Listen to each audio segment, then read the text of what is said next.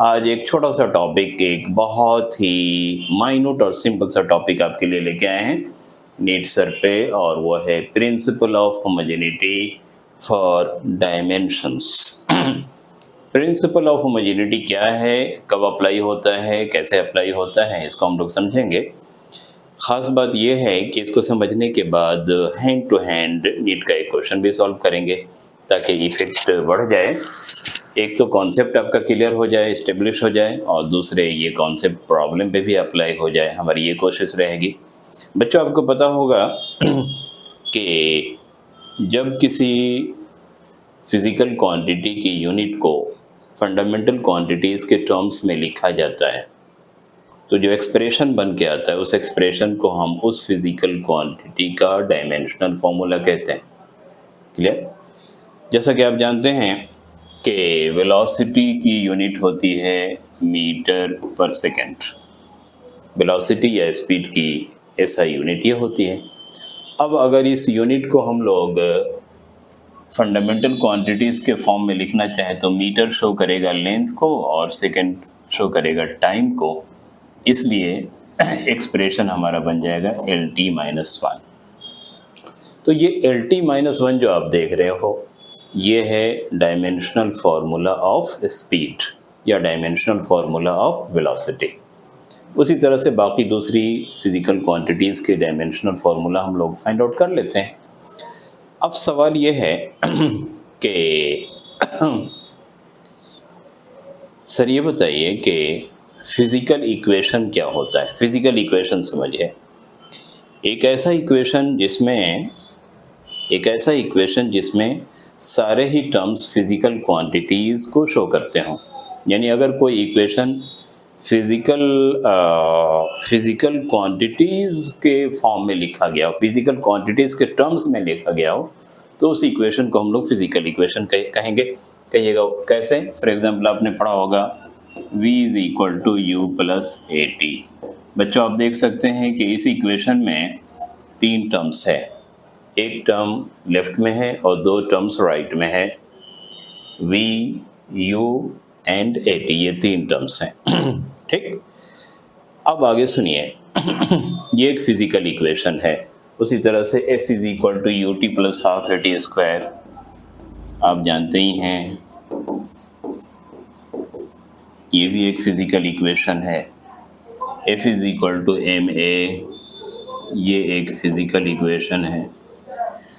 कहना ये चाह रहे थे कि किसी भी फिज़िकल इक्वेशन में जितने टर्म्स होते हैं उन तमाम टर्म्स के डायमेंशनल फार्मूला सेम होते हैं। जैसे इस इक्वेशन को ही कंसीडर कर लीजिए, V = U + AT। तो इस इक्वेशन में 3 टर्म्स हैं, लेफ्ट में 1 है और राइट में 2 है। टोटल 3 टर्म्स हैं, V, U and AT। Principle of homogeneity क्या कहता है? बच्चों याद रखें, प्रिंसिपल ऑफ होमोजेनिटी ये कहता है कि किसी भी फिज़िकल इक्वेशन में जितने टर्म्स होते हैं उन तमाम टर्म्स में हर एक टर्म का डायमेंशनल फार्मूला सेम होता है। In any physical equation, the dimensional formula of every term remains same. For example, अगर आपसे कहा जाए कि V का डायमेंशनल फार्मूला क्या है तो आप कहेंगे LT-1। आपसे कहा जाए कि U का डायमेंशनल फार्मूला क्या है तो आप कहेंगे LT-1। आप कहेंगे AT का डायमेंशनल फार्मूला क्या है तो आप निकाल के देख लो, ये भी हो जाएगा LT-1। यानी 3 टर्म है, हर एक टर्म लाइक क्वांटिटी को शो करेगा। अगर पहला टर्म वेलोसिटी को शो कर रहा है तो दूसरा भी वेलोसिटी को शो करेगा, और ये तीसरा जो टर्म है ये तीसरा भी वेलोसिटी को ही शो करेगा। सो अल्टीमेटली जो डायमेंशनल फार्मूला V का होगा वही U का होगा, वही AT का भी होगा। This fact is called principle of homogeneity. Principle of homogeneity क्या है? मुमकिन है ये बात आपको समझ में आ गई होगी। प्रिंसिपल ऑफ होमोजेनिटी एक लॉ है, एक कानून है, एक थ्योरम है जो हमको ये कहता है कि किसी भी फिजिकल इक्वेशन में हर एक टर्म का डायमेंशनल फॉर्मूला आइडेंटिकल होता है, सेम होता है, एग्जैक्टली सेम होता है। अब इस बात को मद्देनज़र रखते हुए, इस बात को जहन में रखते हुए एक ऐसा क्वेश्चन हम लोग ट्राई करने जा रहे हैं जो नीट 2024 में अपीयर हुआ। सेम टू सेम इसी कॉन्सेप्ट को लेते हुए डिज़ाइनर ने, जो एक्सपर्ट हैं, नीट के जो एक्सपर्ट हैं, जो प्रोफेसर्स हैं, उन्होंने ये इस क्वेश्चन को बनाया और आपसे पूछा। तो आइए उस क्वेश्चन को देखते हैं। पहले आप सॉल्व करने की कोशिश कीजिए, अदरवाइज हम आपको हेल्प करेंगे और उसका सॉल्यूशन निकालेंगे। बच्चों, ये वो क्वेश्चन है, क्वेश्चन नीट 2024 में अपीयर हुआ।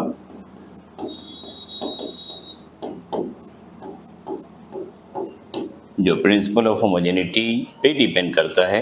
प्रिंसिपल ऑफ होमोजेनिटी को अभी अभी आप लोगों ने सीखा। अब उसी कॉन्सेप्ट को इस क्वेश्चन पे आइए अप्लाई करते हैं। क्वेश्चन एक दफ़ा देख लीजिए। A force defined by F is equal to alpha T square plus beta T acts on a particle at a given time t.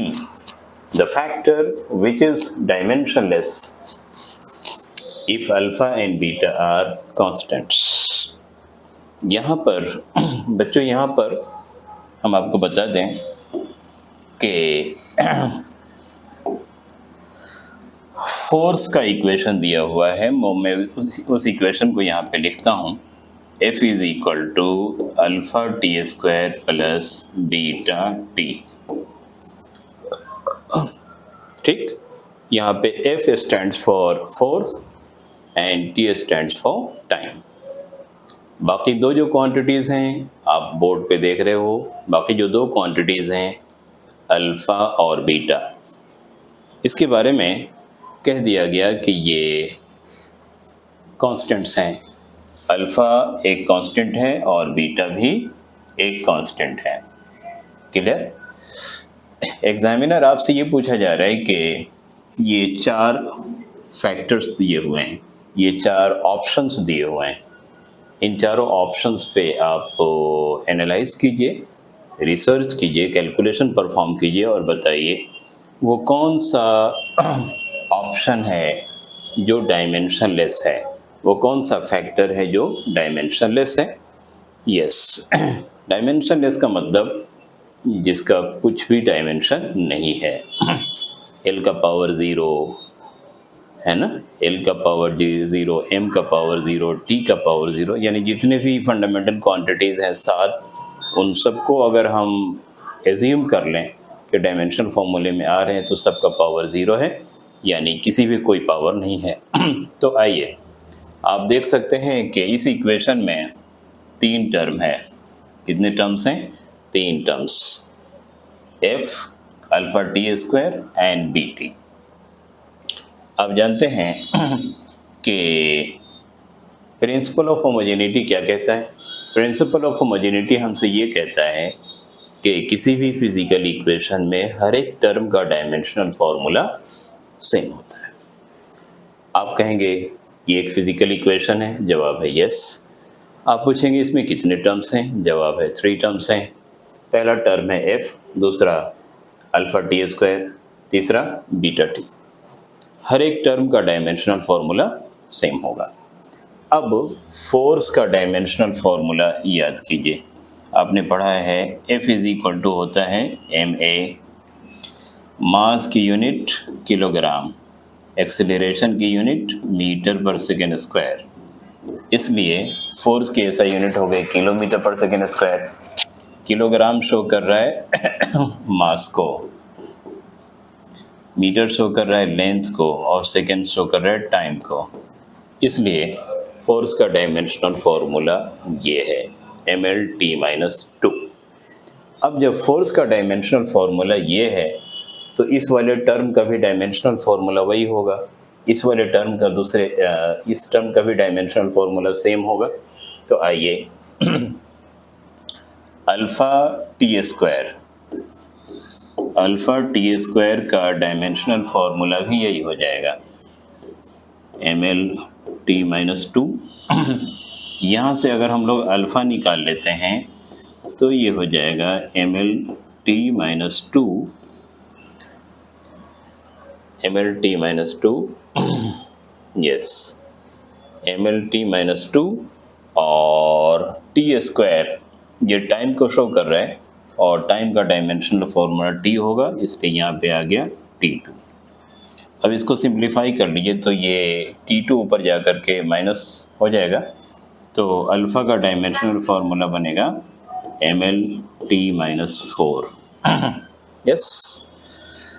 अब आइए ये जो तीसरा टर्म है इसका भी डायमेंशनल फॉर्मूला फोर्स के बराबर ही हो जाएगा, दैट इज आप लिख सकते हैं beta T is equal to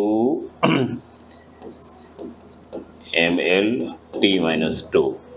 यहाँ से अगर हम बीटा फाइंड आउट करेंगे तो ml t माइनस 2 ऊपर आ गया और ये टाइम का डायमेंशनल फॉर्मूला नीचे आ गया, तो ये t का पावर 1 है जो ऊपर जाकर के माइनस हो जाएगा, तो बीटा का डायमेंशनल फॉर्मूला हो जाएगा ml t माइनस 3 ठीक।